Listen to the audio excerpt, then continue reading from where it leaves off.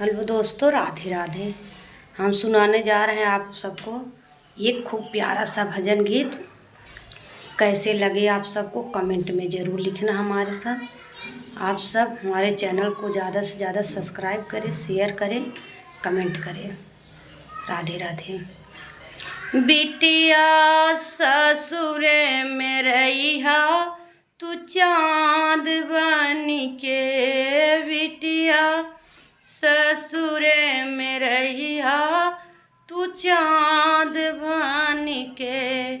सबके पुतरी के बिचवा, सबके पुतरी के बिचवा के परान बन के, बिटिया ससुरे में रहिया तू चाँद बन के, बिटिया ससुरे में रहिया तू चाँद बन के। सासु के निस दिन पैर दबैया, बिटिया सबसे पाछ खैया। सासु के निस दिन पैर दबैया, बिटिया सबसे पाछ खैया। ससुरो के बाज जब खरौआ, पानी पिया धोई पौआ। ससुरो के बाज जब खरौआ, पानी पिया धोई पौआ। बेटी रहिया गहन पूस महीनवा के बिहान बन के, बिटिया रहिया अगहन पूस महीनवा के बिहान बन के। बिटिया ससुरे में रहिया तू चाँद बन के, बिटिया ससुरे में रहिया तू चाँद बन के। बिटिया तनिक फुर्सत पइहा, छोटहर लड़कन के पढ़ैया। बिटिया तनिक फुर्सत पइहा, छोटहर लड़कन के पढ़ैया। सत्संग में मन लइहा, बिटिया केहूँ का हट पइहा। मुखड़ा घूंघट में छिपैहा, बिटिया केहूँ का हट पइहा। मुखड़ा घूंघट में छिपैहा। रहिया घर में हीरा मोती के दुकान बन के, रहिया घर में हीरा मोती के दुकान बन के।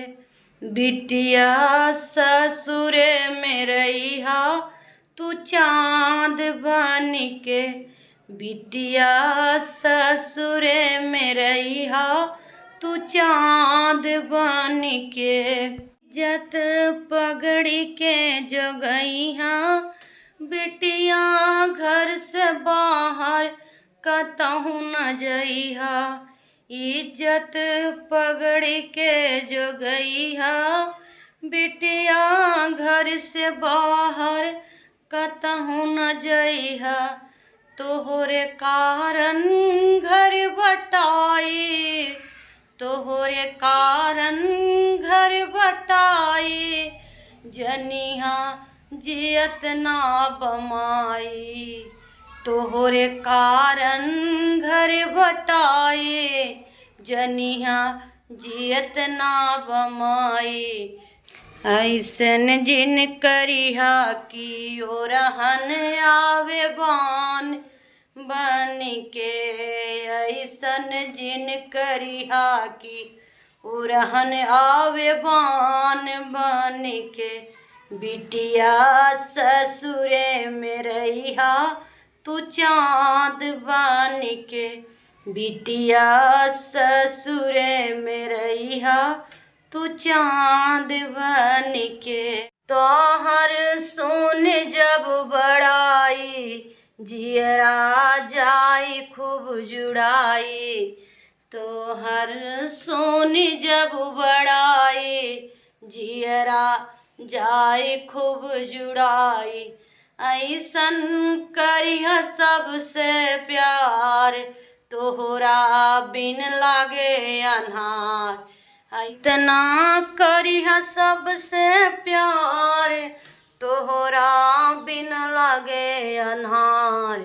सबके ओठे रहिहा गीता औ पुराण बनिके, सबके ओठे रहिहा गीता औ पुराण बनिके।